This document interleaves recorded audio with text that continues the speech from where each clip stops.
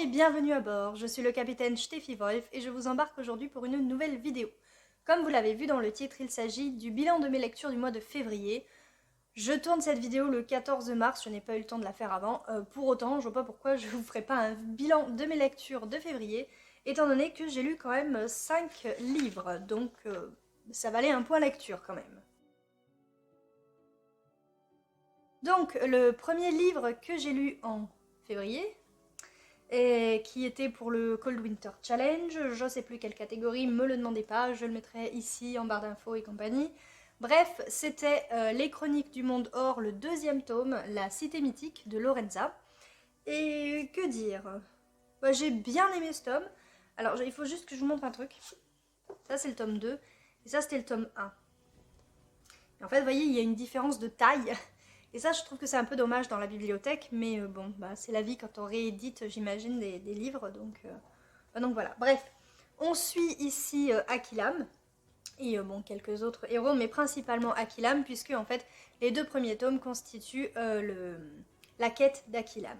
J'ai trouvé que c'était une bonne suite.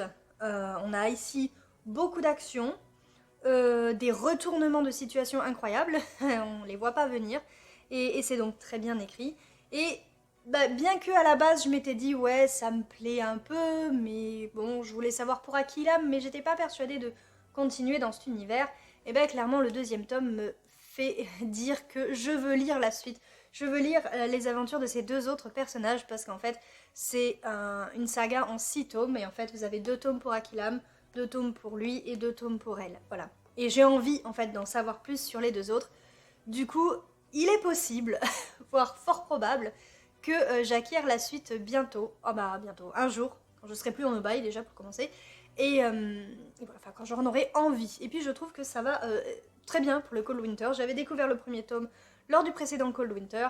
Là, on était sur toujours le Cold Winter, toujours la phase 7 un peu science-fiction, mais et ça va très bien. Voilà, même si on est le désert, j'ai oublié un mot, même si on est dans le désert, ça nous permet un peu de nous réchauffer quand il fait froid en hiver, même si en Provence, on va pas se mentir, c'est pas non plus un froid. Et sinon, j'allais oublier, mais pour le blog, je lui ai mis la note de 17 sur 20. Je sais plus du tout... Ah, mais je crois qu'il y a moyen qu'on voit. Le tome 1, lui, l'année dernière, je l'avais lu en janvier, et il avait eu la note de 14,5 sur 20. Donc vous voyez, en fait, clairement, j'ai préféré le second tome, et c'est pour ça aussi que je veux lire la suite. Ensuite, ma deuxième découverte, mon lapsus révélateur, ma deuxième lecture du mois de février a été une totale découverte. Donc j'ai lu un minuscule livre qui était complètement imprévu. Et ma foi, je l'ai lu parce que ça faisait un moment qu'il était dans ma palle. Oh non, pas tant que ça. Que j'avais re-rencontré l'autrice et que je m'étais dit, ah, c'est vrai, j'ai toujours pas lu ces livres, j'en ai acheté 2, j'en ai lu aucun. Donc je m'étais dit, bah tiens, février, il paraît que c'est petit mois, petite lecture. Lisons Au pays d'Alice de Myriam Saligari aux éditions Élan Sud. Et ah oui, le précédent c'était auto-édition, mais bref. Donc ici, on suit Alice, qui est en fait la reine de Carreau, me semble. Oui, la reine de Carreau.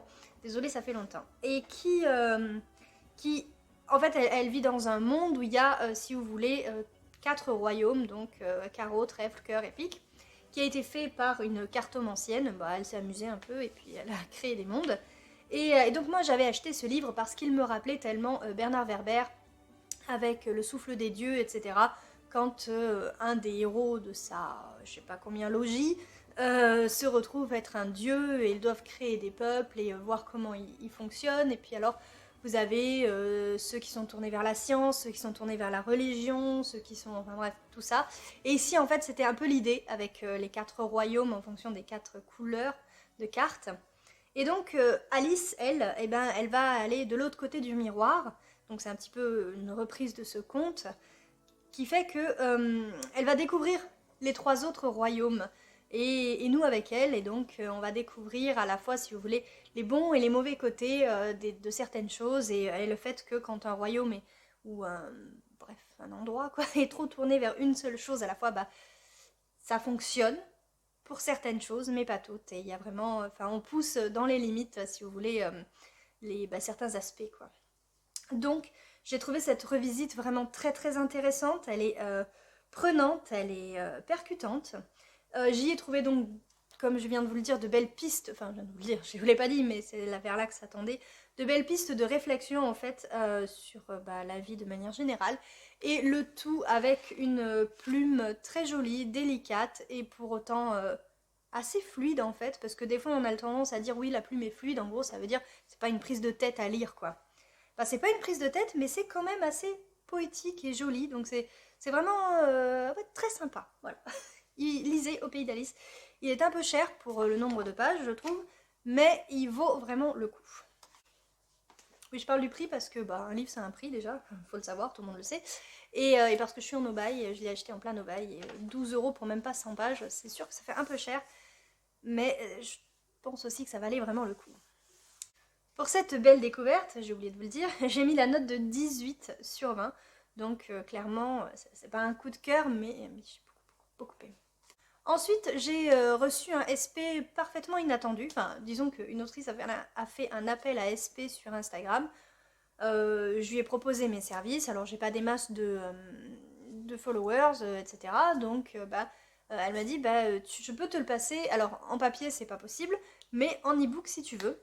Et donc, j'ai découvert la plume de Raphaël et Viana avec Les forêts de Dracula, qui est une nouvelle en fait très très sympa, où on suit un journaliste en fait qui va enquêter en Roumanie, donc dans les Carpates quoi. Et voilà, sauf qu'en fait c'est pas que ça. En fait on suit une enquête qui va complètement dévier vers quelque chose d'écologique. C'est une nouvelle en fait très engagée. Moi je m'attendais à Dracula quoi en fait. En plus dans le résumé on vous parle d'un conte mystérieux et tout machin. Conte C-O-M-T-E, hein, donc ça fait penser un peu au conte Dracula. Du coup, je m'étais dit, ouais, il va y avoir du fantastique et tout. J'ai pas trouvé ce que je m'attendais à trouver. En revanche, ce conte est vraiment mystérieux. Et en revanche, cette enquête, elle est rondement menée. Et c'est vachement bien. C'est une nouvelle engagée, une nouvelle écologique. Et le tout avec une plume vraiment maîtrisée. L'écriture est vraiment... Je l'ai trouvée très très juste. Voilà. Il y a juste la dernière partie du livre qui est un petit peu différente, et que j'ai un petit peu moins aimé, et c'est ce qui m'a fait enlever un demi-point à la note, puisque j'ai mis la note de 19,5 sur 20. Donc voilà, du coup, on n'est pas non plus sur du coup de cœur. Cependant, c'est pas mal. C'est vraiment pas mal du tout, c'est la fin qui nous fait passer à côté du coup de cœur. Mais elle a lieu d'être en fait, c'est pour ça que j'ai pas retiré plus qu'un demi-point, je pouvais pas. Ensuite, j'ai lu un thriller, toujours dans le cadre... alors, les deux nouvelles, c'était pas dans le cadre du Cold Winter, puisque c'est plus ou moins des choses inattendues, voilà. Mais là, on revient donc sur le Cold Winter Challenge, et les deux dernières lectures sont deux lectures du Cold Winter. À savoir, il faut toujours lire un thriller. Moi, j'ai choisi un thriller de chez Inceptio, Sans elle, de Liam Faust, dans lequel le thriller, on suit un Adam Weiss qui est instituteur, mais qui va perdre sa femme et sa fille sa femme et sa fille, mais bien sûr, je t'ai fait sa femme et sa fille dans un accident de voiture. Et voilà. Donc elles vont mourir, il va tomber dans la dépression, dans l'alcool, dans voilà tout ça.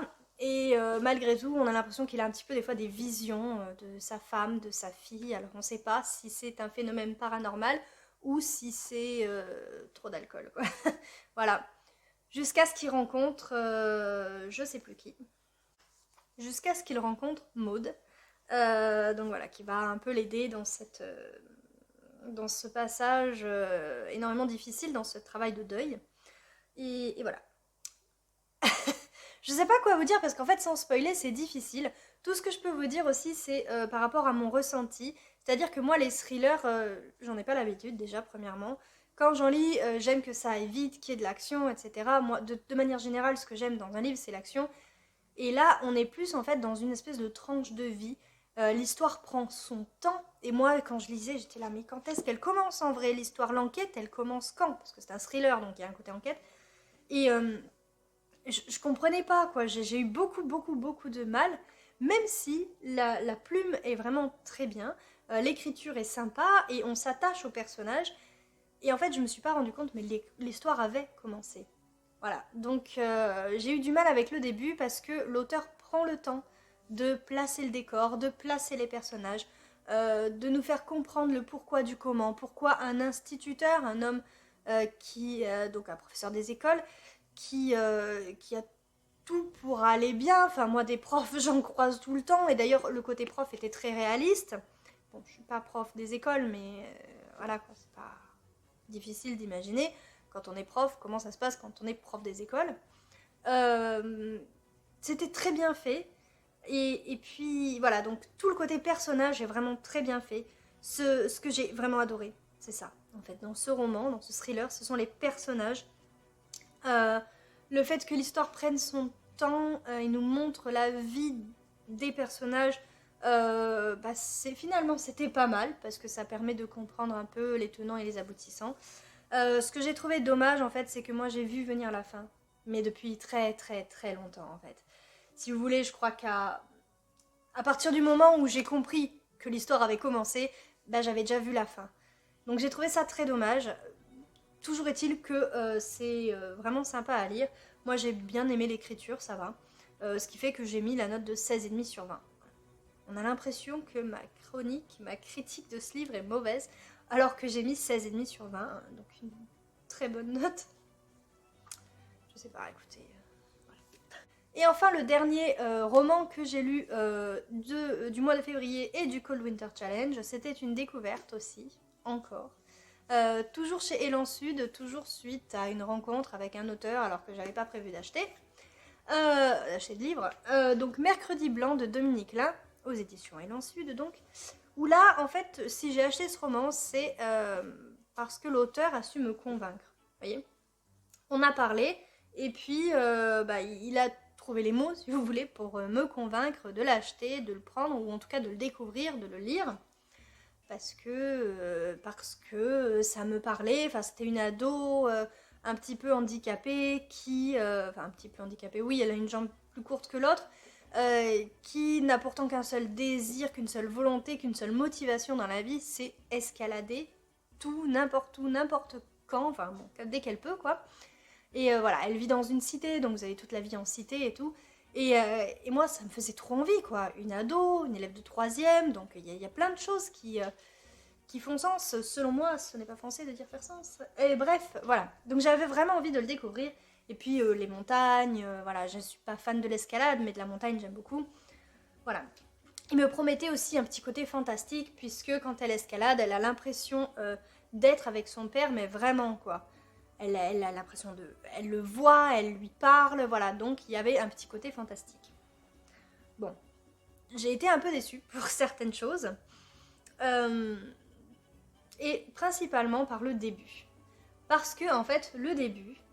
Alors, soit c'est parce qu'il y avait ma fille à côté et que j'arrivais pas à me concentrer sur ma lecture, soit c'est parce que c'est vraiment ça, et c'était un peu dommage. Donc au début, c'était mal parti. Pourquoi ? Parce que autant le personnage de Dominique Lain, donc la personne en fait, m'avait paru sympathique et tout, autant l'auteur, là-dedans, la plume, me paraissait totalement antipathique, parce que j'avais l'impression d'un ton vraiment hautain, très misogyne, et ça m'a profondément dérangée. Et puis, en fait, c'est passé. Si vous voulez, c'est l'espace de peut-être 1 ou 2 chapitres, et puis c'est passé. Heureusement, parce que je crois que j'aurais pas tenu, enfin si j'aurais tenu parce que je l'ai acheté et qu'il m'a été dédicacé, et que j'arrive pas à abandonner vraiment des livres. Mais voilà, donc si vous lisez, passez vraiment les premiers chapitres, je vous assure, après c'est pas mal. Donc on a ici effectivement la tranche de vie d'une adolescente. Le handicap est peut-être pas mis en avant au point où moi je pensais qu'il serait mis en avant. Par contre, on a vraiment une belle histoire de construction de personnalité, de reconstruction. Et oui, j'ai bien apprécié cette lecture quand même. C'est un contemporain, j'en ai pas l'habitude. Du coup, là, vous avez un spoil quant à autre chose que j'ai dit avant. Fallait suivre. Bref, j'en ai pas l'habitude, mais c'est pas mal des fois de sortir de sa zone de confort. Et c'était un petit peu le but de cette année. C'était où c'est, ça dépend si j'ai posté une vidéo qui est prête depuis plus d'1 mois ou pas. Bref, j'ai mis à ce livre la note de 14,5 sur 20. Et voilà. Alors je ne sais pas du tout combien de temps dure cette vidéo, j'espère qu'elle n'est pas trop longue, sachant que j'ai peut-être lu 5 livres mais ça fait longtemps donc théoriquement j'aurais pas dû avoir à parler trop, puisque pas de mémoire. Mais voilà, bref, j'espère que cette vidéo donc vous a plu, que vous y avez trouvé votre compte. Si vous avez lu certains de ces livres, si certains vous font envie, n'hésitez pas à me le dire en commentaire. Si cette vidéo vous a plu, évidemment, mettez-lui un petit pouce vers le haut. Et si c'est pas encore fait, je vous en prie, abonnez-vous à cette chaîne. Sur ce, je vous laisse tranquillement naviguer sur YouTube. Quant à moi, je pars sur mon bateau de l'écriture. Tchussy!